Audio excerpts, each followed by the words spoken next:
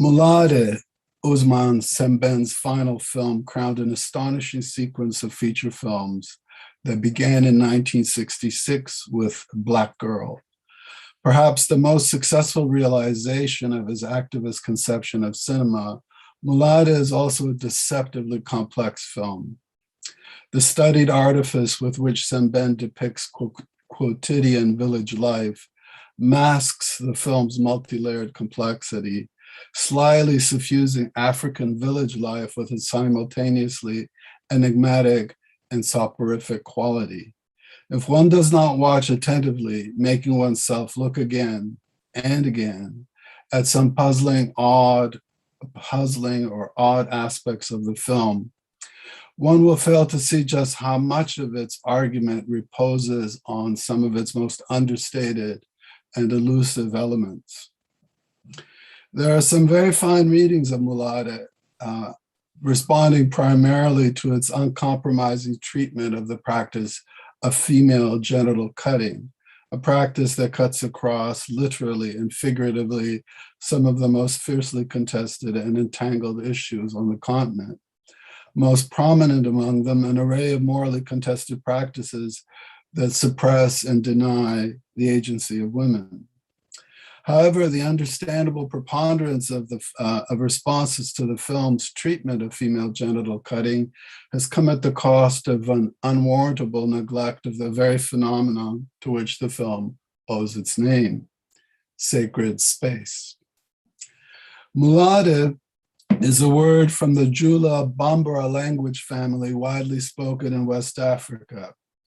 It can be translated appositely either as sanctuary or as sacred space. Translating it as sanctuary does not fully convey in English the inviolability of the Moolaadé. It's standing as a sacred space, standing out from and against the profane spaces that surround it. In Moolaadé, the standing is owed to a pre-colonial animistic tradition of belief that is interwoven with the founding history of the people whose contemporary descendants inhabit the secluded Burkina Faso village in which the film is set. No matter whether they are threatened or empowered by the invocation of the Moolaadé, the characters in the film are as unhesitating in their acknowledgement of its inviolability as they are fearful of its disruptive power. This is because the Moolaadé is no passive entity internally limited to sheltering those inside its protective space. It possesses an uncontainable, vexatious agency of its own.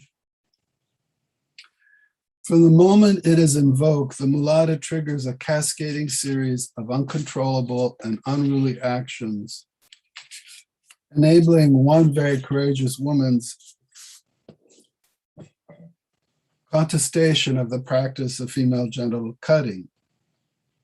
Its significance, however, is reducible neither to a narrative devised for kickstarting a story of heroic resistance to female purification, nor to a troublesome remnant of a pre-Islamic African religion in conflict with Islam.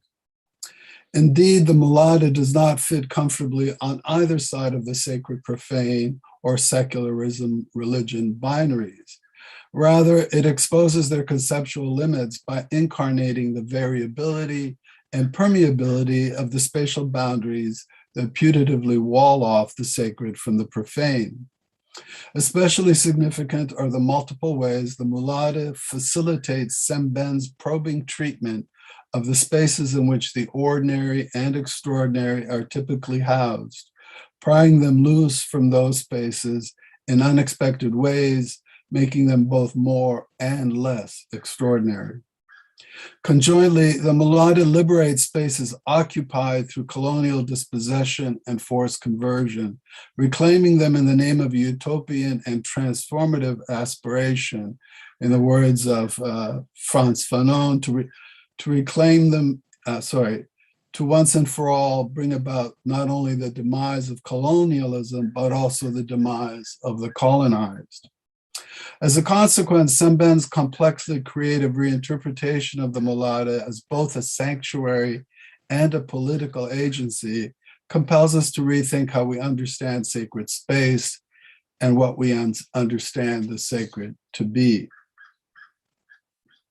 Invoked in order to secure provisional refuge for a group of terrified pre-adolescent girls unwilling to undergo the ritual of purification, the Moolaadé does not stay in its place inert and inanimate. It actively permeates the other spaces around it, overturning the spatial order, the spatial and normative order of the village. Going far beyond the protection and refuge it was called upon to provide, the Moolaadé redraws and redefines the spatial boundaries between sacred and profane. Its unrestrainable impact is such that the customary exercise of authority in the village gives way to a state of exasperating paralysis until such time as the Moolaadé is revoked. The destabilizing effects radiating outward from the Moolaadé can be set in motion only because, for a brief, evanescent moment, it simultaneously transcends and undermines all existing power and authority. But the reach of this venerable African practice, offering temporary sanctuary to those in need, extends beyond the boundaries of the film to which it lends its name. The Moolaadé performatively enacts a vision of cinema that I'm certain Sembène would have found extremely congenial, a vision of cinema as a fugitive space of refuge, a kind of sanctuary in which the task of envisioning how things might otherwise be is inseparable from exposing how things should no longer be.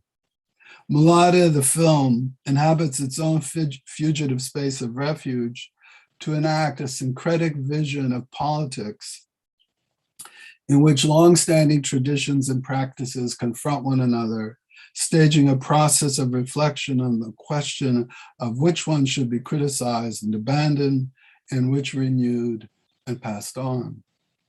If the Moolaadé can generate political possibilities awakened by the traces of the sacred latent in pre-colonial African religious traditions, it is because these traditions have not simply died off. On the contrary, in spite of being subjected to persistent denigration, as Sembène reminds his intended audience, quote, "Our ancient religions have not disappeared, they are present and have taken different shapes," close quote. Moolaadé begins with a shot of the verdant outskirts of the village of Jeriso, into which, under a hot midday sun, a traveling merchant rides his bicycle, hauling a trailer full of wares.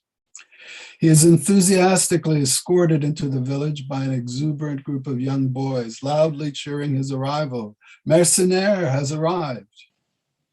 Clearly, this is not his first visit to the village, but it will be his last. Towards the end of the film, as Moolaadé approaches its denouement, Mercenaire is escorted right back to the outskirts of the village, this time by angry, vengeful men, not under bright midday sunlight, but in the shrouded darkness of the night, where he will be executed for his transgressions. Although we are not shown his execution, we can confidently surmise that it takes place at about the same distance from the village as the distance from which we saw him enter it. In fact, throughout the course of the film, we are never given anything to see beyond the outskirts of the village. In conformity with Sembène's formal strategy for structuring space in the film, we never see the village from a perspective outside it. All we are given, and given often, are views of the surrounding edge of the village, which, but for one minor exception, are always from a view within the village, circumscribing a space that looks and feels enclosed. Individuals freely exit and enter the village, but the camera does not follow them anywhere beyond its outskirts, as though the relevant beyond of the village were not geographical, but ontological. The general impression that is conveyed repeatedly, systematically, is that this village exists in a state of enclosure, as though this state were its default ontological condition. Rendered with a more Heideggerian inflection, we might name its ontological condition enclosedness. But it is not an absolute state, but rather a tendency towards enclosedness. While there seems to be nothing to see beyond the space of the village, there is something to hear. Leaking into the daily life of the village, especially among the women, are the sounds of the radio, of voices and music coming from beyond. The significance of the radio, of voices speaking to the village from outside, is magnified by the general preoccupation with acquiring batteries for the many radios in the village, good batteries for which the inhabitants rely on mercenaires. The main pathway into and out of the village leads Mercenaire directly to the village square, where he sets up his wares under the generous shade of a banyan tree. He drinks thirstily from a water urn and surveys the village. On cue, the camera pans across the square at eye level, and as it moves rightward, the first thing that comes into view is the prominent village mosque, constructed of mud brick in the spiky cone-shaped style typical of West Africa. There is another significant structure adjacent to the mosque that is as central to the cultural and religious identity of the village as its mosque, the tomb of the first king of the village, but for the time being, Sembène withholds its appearance. As the camera continues panning rightward, we see and faintly hear young boys beneath another tree reciting verses from the Quran under the guidance of their teacher. The very next shot cuts abruptly, jarringly, to an aerial view of a mud brick compound, which is the domicile of the polygamous family of Siri Batili, whose second wife, Kole, is the film's chief human protagonist. In the center of the compound, there's a courtyard in the middle of which stands three cone-shaped storage towers. From this aerial view, we can see that the shape of the courtyard resembles the shape of the village square, just as cone-shaped storage towers, each of which is capped by a spiky spire, resemble the cone-shaped spiky spires of the mosque. In case we are not paying attention or have failed to notice the resemblance, Sembène, for no other possible reason, shows us a young boy climbing a ladder to the top of one of the storage towers. We are meant to notice this resemblance, not to draw our attention to the continuity of a culturally defining architectural style, but to induce the thought that these two spaces are or will be connected to one another in some fateful way. From that same aerial shot of the Batili family compound, we are given another glimpse of the lush green environs of the village, part of a meticulously sustained strategy to make us see, one, that the borders of the village and the borders of the film are coextensive with one another, and two, that to enter this village and this film is to enter a space that is heterogeneous to what lies outside it. And this heterogeneity with respect to what lies outside it is reproduced and complicated by the Moolaadé, which imposes onto the normative and political space of the village another order of spatial heterogeneity altogether. Sembène's persistent spatializing strategy painstakingly preserves the condition of enclosedness, all the more persuasively to expose and ultimately to shatter it. Shifting back to eye level, the camera shows the women in the compound engaged in their daily routines, caring for infants and children, tending to domestic animals, preparing food, sweeping the grounds, replenishing the urns with fresh water from the well. In barely more than 2 minutes, these laconic opening sequences establish both the difference and the connection between the two principal spaces of the film. Before too long, their position in the spatial hierarchy of the village will be reversed and the spatial boundaries between them blurred. Two other spaces will appear, quote unquote, both of which lay claim to the sacred, both of which are inimical to one another. First and foremost, the sacred space of the Moolaadé, which will occupy, so to speak, the Batili compound, demarcating a space of its own that is at the same time physically indistinguishable from the space it has occupied. As a consequence, to say that it appears is to speak metaphorically, or so it seems. Although the Moolaadé's appearance may be altogether ephemeral, just what it is that appears is not adequately captured either by literal or by metaphorical ways of speaking. Just what it is that appears in that space blurs the difference between the literal and the metaphorical meaning of appears. The Moolaadé's sacred counterpart and its antithesis is the bucolic grove within which the purification, the genital cutting ritual, takes place, a sacred space whose exact location remains ambiguous throughout the film, as though it were somehow placeless. When it first appears in the film, one presumes that it lies somewhere at the edge of the village.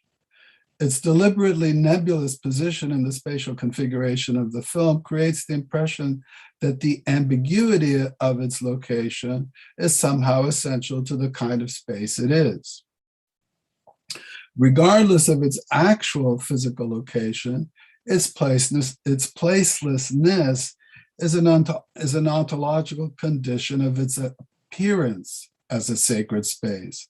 In other words, its placelessness is not only indispensable, but also constitutive of its claimed status as a sacred space.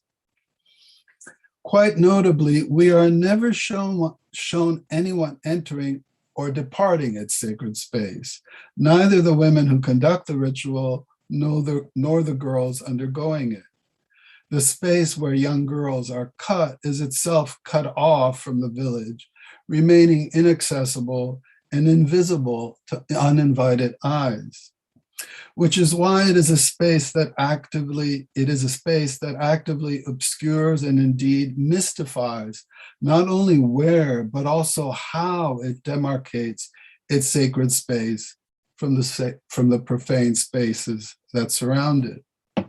By contrast, Sembène makes a point of showing us various individuals entering and leaving the Batili family compound after the Moolaadé has been invoked.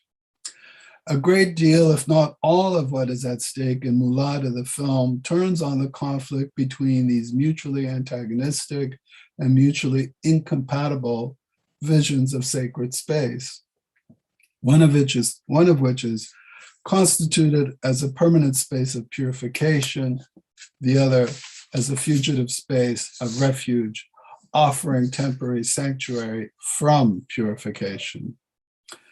Throughout the film, the Moolaadé consistently appears to us as fully transparent and publicly accessible space, embedded almost unnoticeably in the ordinary and everyday space within which it has settled. And yet it projects a subtle but mysterious otherness. By contrast, the unplaceable space of purification remains opaque and inaccessible, hiding from exposure to the ordinary and the everyday. The otherness it projects seems to depend entirely on mystification. It is as if the sacred space of purification cannot survive exposure to other spaces, that it must remain placeless, impermeable, for to be contaminated by other spaces, be they sacred or profane, would mean its annihilation.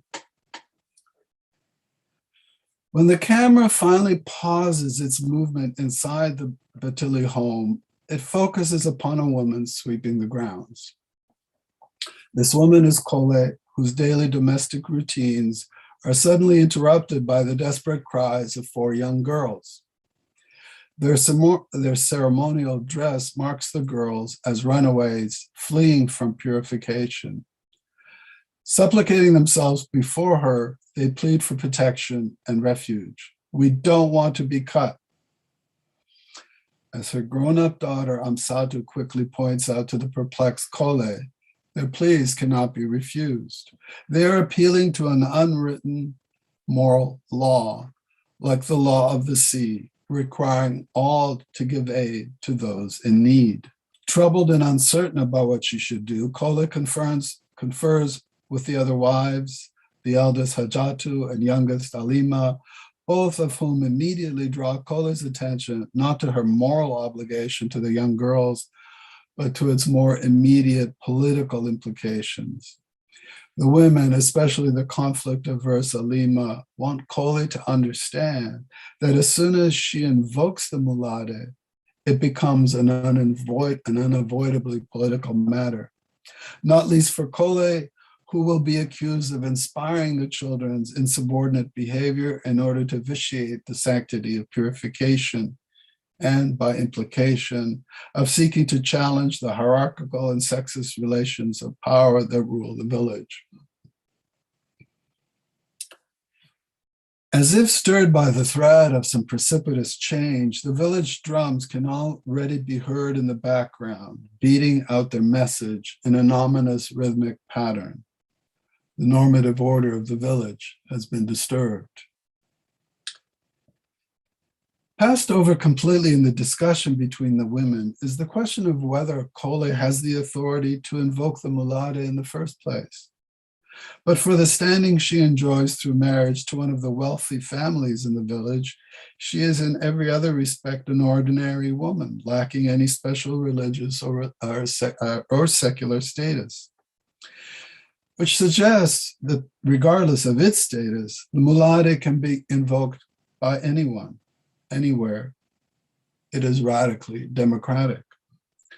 Not only is the Moolaadé invoked by an ordinary woman, it is also invoked in the very space where women do their daily care work, in the gendered space of care. By taking into her protective care these desperate internal refugees, Kole's action releases the practice of care from its domesticated confinement in the sphere of women's work, transforming it into an active political force of its own. The ordinary care work observed in the first few minutes of the film acquires a public political significance that will be as unwelcome as it is unexpected. For Kole's invocation of the Moolaadé also unleashes an unrestrainable, non-human agency capable of turning the existing normative order upside down. As extraordinary as the power of the Moolaadé is shown to be, it is represented in the most ordinary, utterly mundane ways. Sembène's efforts to make the extraordinary look this ordinary is connected in part to his claim that this is his most African film, which I can't discuss here. Here, I want only to note that the Moolaadé is devoid of any of the magic realist qualities found in influential African films such as Djibril Diop Mambéty's Tukibuki or Souleymane Cissé's Yéline, or more recently, Mati Diop's Atlantics, which also seek to reanimate pre-colonial beliefs and practices. In Sembène's film, the Moolaadé is not brought into being through magical incantations, nor does it appear in supernatural form. Strictly speaking, the Moolaadé does not appear at all. Its vexing presence is certainly felt by the villagers, but it is neither seen nor heard. It appears only through or as its effects. To publicly mark the boundary of the Moolaadé, Kole draws across the doorless entry of the Batili compound at a height barely a foot off the ground, a very plain and very worn tri-colored rope. There are no witnesses and no ritual-like gesture to denote that something out of the ordinary is taking place. It all looks so unremarkable, so disarmingly unremarkable, that it can make one insensible to how remarkable it actually is. One gets the feeling, after a number of viewings, that Sembène is testing us to see whether we are really looking attentively, discerningly. And as he is testing us, he is also subtly prompting us to notice how the ordinary and the extraordinary, and by implication, the sacred and profane, are themselves as intertwined as the multicolored strands of an otherwise unobtrusive piece of rope. Receding from our everyday, taken for granted ways of seeing, what lies unobtrusively before us will remain as unseen and inscrutable so long as we do not look attentively, discerningly. For all of its quiet ordinariness, this mischievously humble piece of rope effortlessly transmits the power of the Moolaadé, precisely marking and at the same time casually muddling its sacred boundary. For as we soon see, this boundary is irregular and porous, puzzlingly so. On the one hand, to ensure that her young charges honor the sacred boundary conditions of the Moolaadé, Kole warns them in an austere and portentous tone of voice that they must never cross over the rope without her permission. Whoever breaks the law, that law, she says, will be killed by the Moolaadé. The law of the Moolaadé may be an unwritten law, but it too claims the right to violence. On the other hand, everyone else is quite free to cross over the rope whenever they need to, unless they are members of the Salandina, the solemn-faced, ceremonially attired women authorized to conduct the purification ritual. Whenever the other villagers must cross the spatial threshold of the Moolaadé, be they members of the Batili family or village officials, they do so evincing varying degrees of wariness and concern. Trying their best to look casual, they are betrayed in one way or another by their fear. Indeed, much of the comic relief in this deadly serious film comes from watching the hesitancy and awkwardness with which various villagers first confront the humble rope, as befits an encounter with something that could not be more ordinary, but in which lies dormant a dreaded, impish power that must not be awakened. Comic contrast is provided by the sight of young goats, a dog, and a toddler blithely interacting with the rope as they would with any ordinary plaything. Sembène's camera lingers unhurried on these comic episodes as though it were merely documenting the blissfully mundane charms of quotidian life. Evidently, non-human animals and very young children are not subject to the punitive disposition of the Moolaadé. The ordinary piece of rope is just an ordinary piece of rope. And just as evidently, without even a hint of paradox, the sacred can itself appear altogether ordinary without losing any of its extraordinary power. What do we make then of the porous boundary between the Moolaadé and the profane spaces that surround it? Sembène's handling of that boundary seems to contradict the classic work on the subject, Mircea Eliade's The Sacred and the Profane. Contrary to Eliade's stringent criteria, the boundary demarcating the sacred space of the Moolaadé is neither strict nor fixed. Nor is there any ontological differentiation of levels of being, differentiating higher from lower.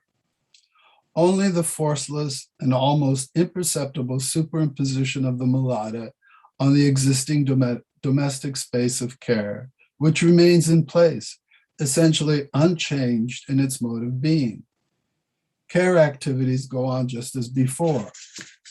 However, the work of care, caring for one's own, and taking others into one's care has acquired an urgency and significance it did not manifest before. Invoking the Moolaadé within the domestic space of care turns the question of care into, quote, a question of life and death, close quote. The palpable truth of Kole's words is amplified in the actions and events that follow, which unfold at a political, not ontological level. There is no hierophanic interruption to behold, dramatically consecrating sacred space.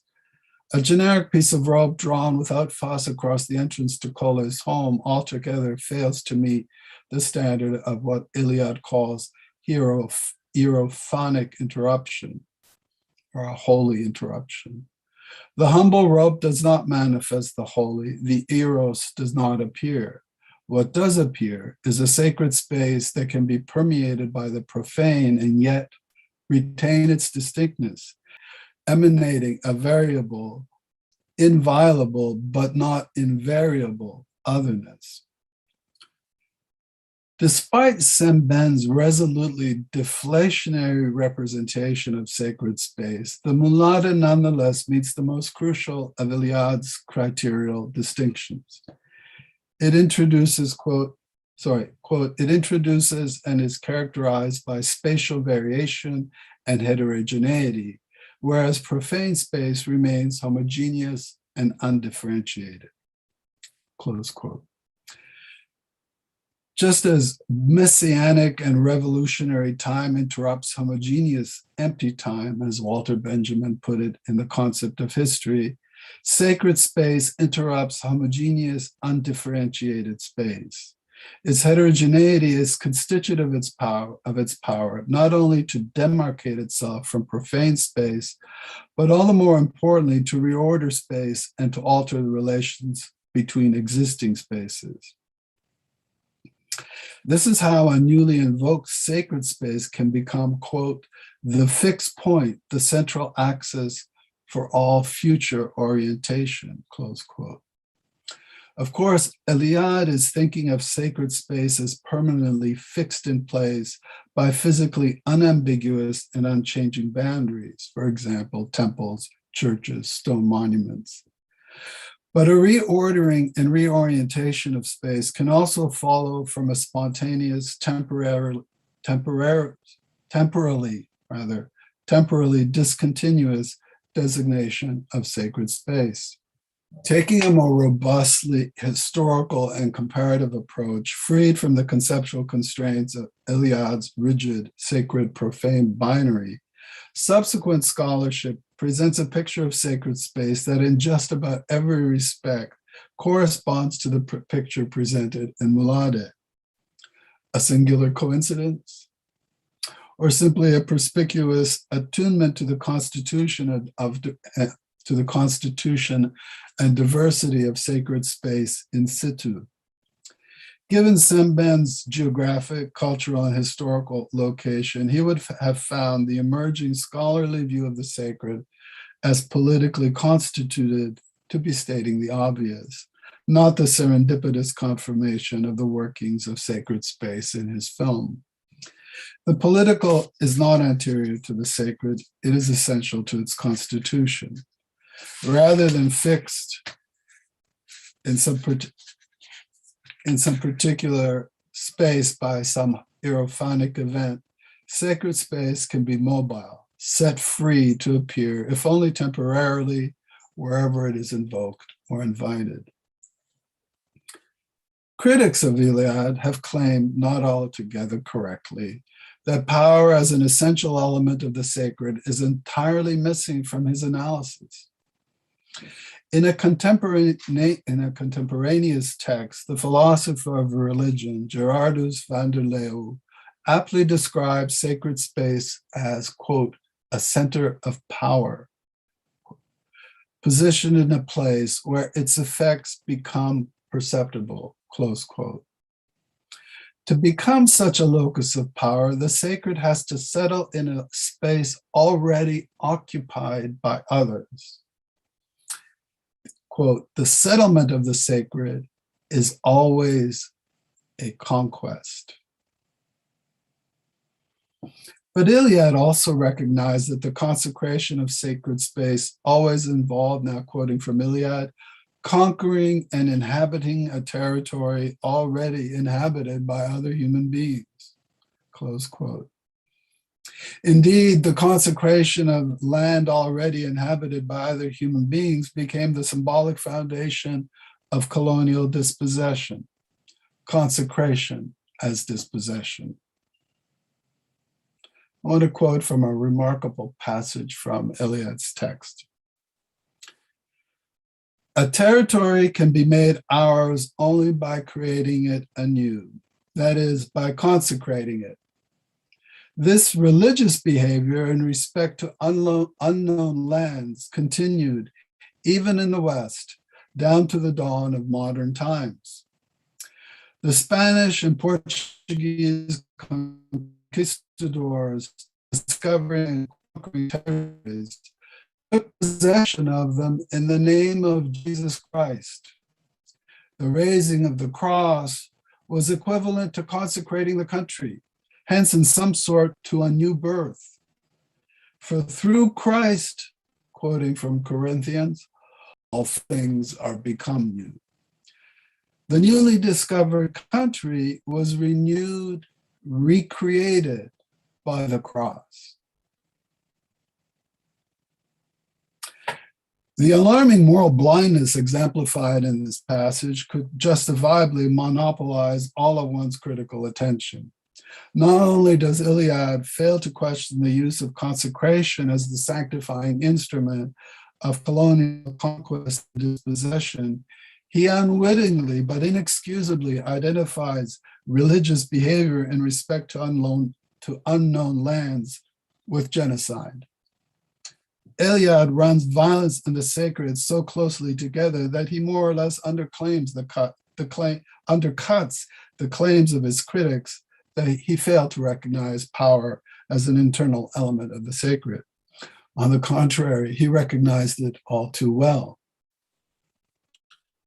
What he failed to do was to grasp the moral and conceptual implications of that recognition.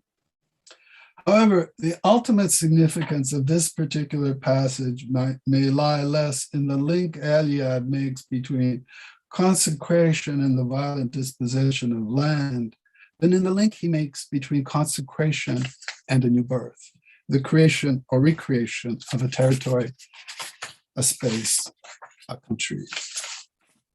If consecrating an already occupied space is equivalent to creating it anew, the question that must surely be asked is whether a genuine new birth is even possible in a space settled by conquest and dispossession. How can a space already inhabited by other human beings be recreated anew without the freely given consent and equal participation of those other human beings? Otherwise, such a new birth, quote unquote, would simply constitute one more moment in an endless cycle of violent reoccupation and dispossession. So how does one non-violently consecrate, which is to say, recreate a land that was occupied by colonial conquest and dispossession? Can we even imagine what that would look like? Or would we have to conclude with René Girard, not only that violence and the sacred are inextricably linked, but that, quote, violence is the heart and secret soul of the sacred? Whether he did so systematically or intuitively, I believe Sembène was grappling with these questions in Moolaadé from the point of its conception to its final cut.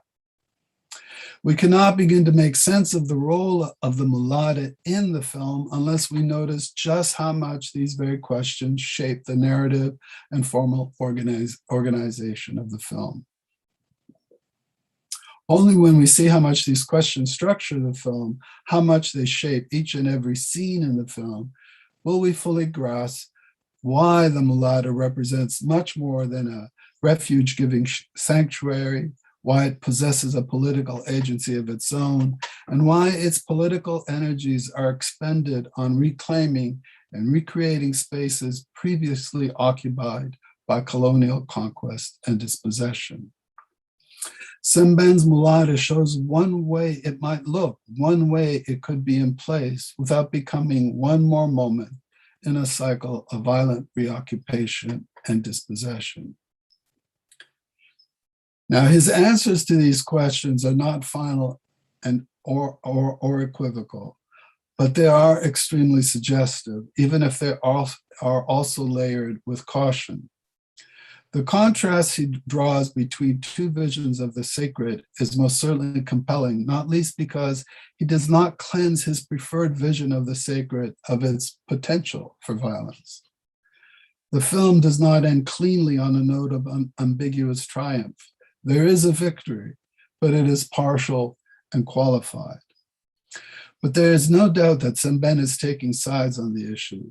Not only does he choose to settle the Moolaadé in the gendered space of care, Sembène places it where care work is done, making the significance of care for the other subversely and explicitly political. And tellingly, propitiously, the Moolaadé settles into an already occupied space without conquest or dispossession. The Moolaadé does not seek out a space to occupy, the occupation of which requires violent conquest. It is called upon to occupy, to settle into an already occupied space in order to protect a group of helpless, desperate children. And it is called upon by an ordinary woman, herself called upon by those same children.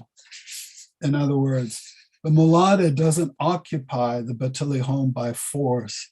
It is invited to inhabit it. The sanctuary and refuge the Moolaadé provides is itself placed in the caring hands of women who, through its occupation, discover the political meaning of care and expand the space of care beyond the domestic space into which it has been segregated and depoliticized. We could say that the Moolaadé inhabits the gendered space of care on the basis of another kind of settlement, by which I mean an implicit mutual understanding or agreement. That settlement consists in a kind of mutual obligation. In return for the refuge and protection that the Moolaadé provides, Kole makes an ongoing commitment to respect its space, to be true to it, and not use it instrumentally or desecrate its spirit of justice, protecting these children at any cost. Later in the film, the village elders, the men, try to whip her into submission to revoke the Moolaadé. She does not do so. It's an example of the at any cost that I'm referring to. Once the Moolaadé inhabits the domestic space of the Batili home, it becomes the new axis around which all other spaces in the village now turn.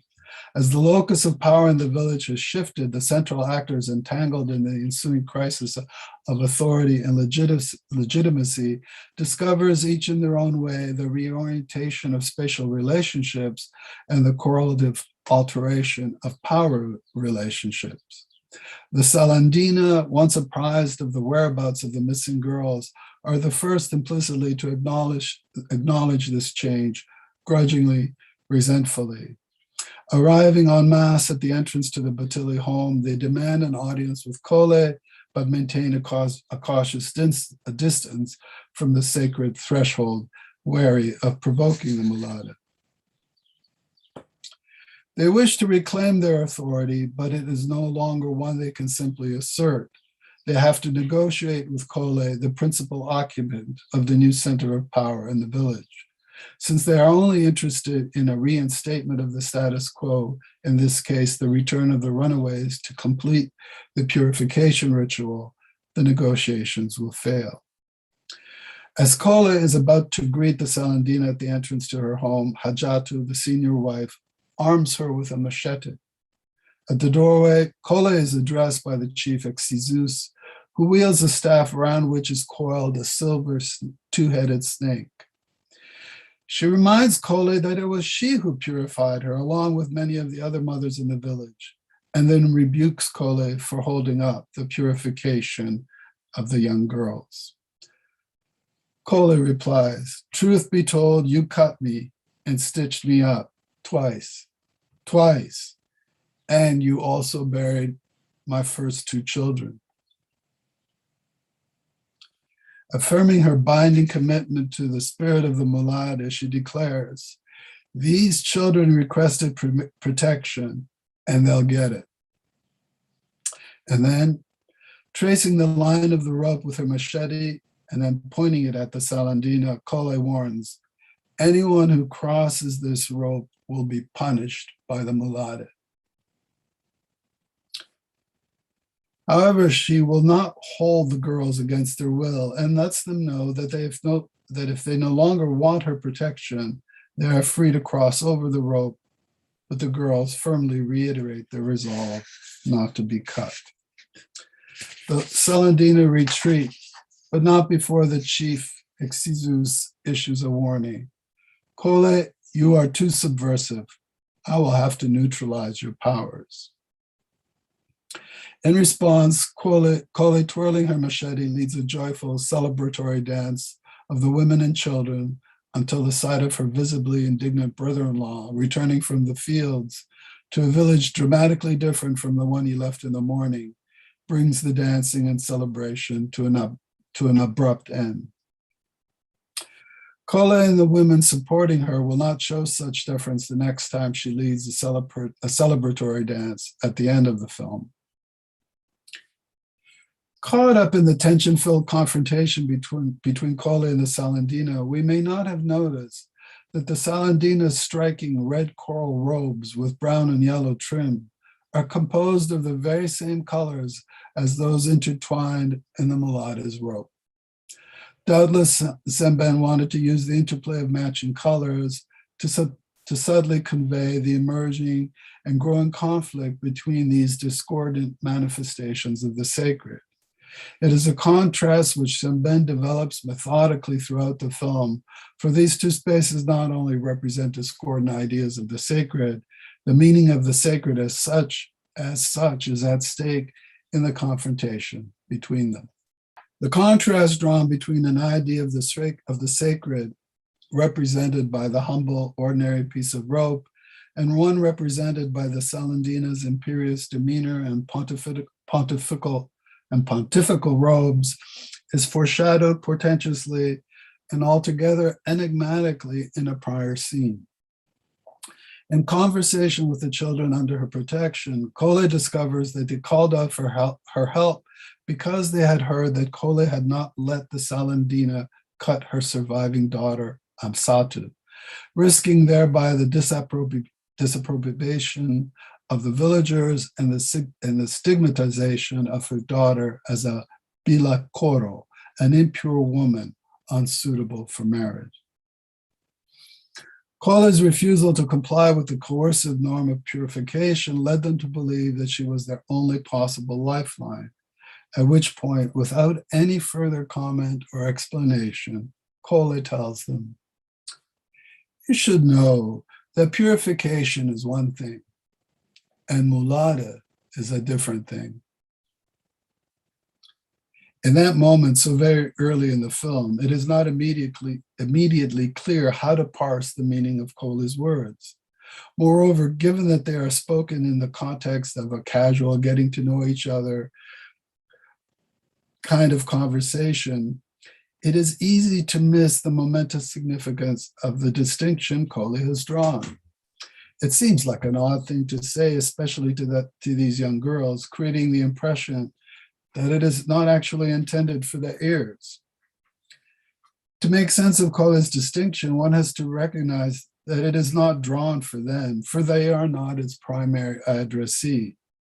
It is a distinction that belongs to an altogether different conversation, not the one that Colle is having with these young girls, who in any case are in no position to grasp its oracular meaning, but rather the meta-conversation into which Sembène is inviting his primary audience.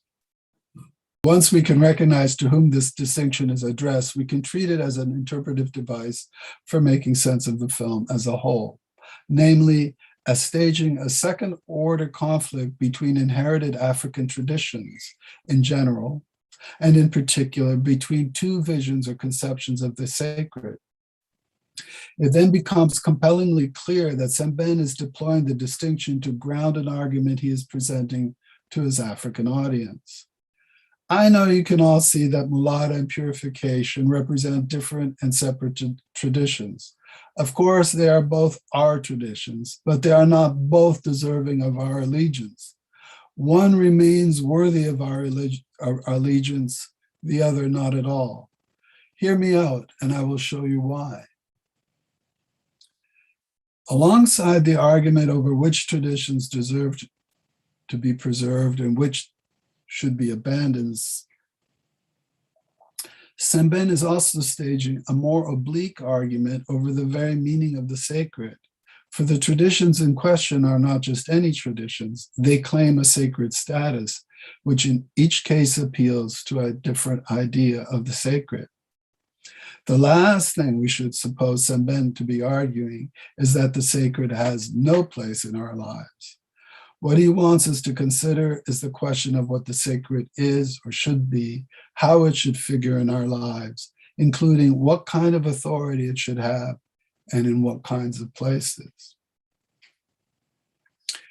Later in my paper, I discuss how Moolaadé's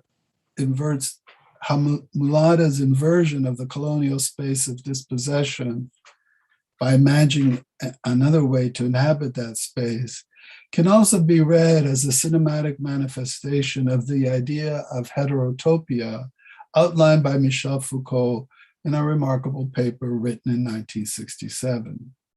In that paper, Foucault claimed that modern space, unlike modern time, has not been fully desacralized, that it contains the possibility of an other space, a heterotopic space, which he argued was not simply utopian, a space that was essentially unreal, but rather a space that is partially actualized in the here and now.